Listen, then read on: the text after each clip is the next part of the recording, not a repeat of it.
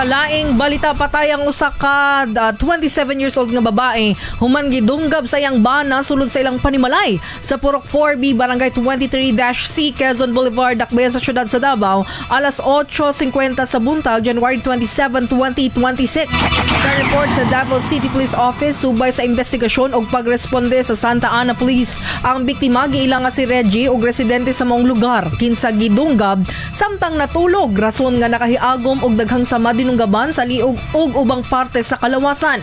Base sa inisyal nga investigasyon sa kapulisan, ang suspect nga si Yusuf, 38 anyos, tricycle driver ug bana sa biktima, gingong nasuko human iyang nadiskobrehan ang giingong illicit relationship sa iyang asawa pinaagi sa social media.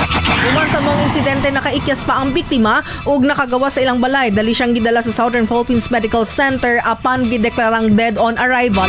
Samtang nasamdan usab ang inahan sa suspect nga si Manny sa 60 anyos, samtang misulay og pagpugong sa suspect ug karon ana-ana sa stable nga kahimtang. Na-recover sa mga mirespondeng kapulisan ang usa ka hunting knife nga gitas-on nga 26 cm nga giingong gigamit sa krimen.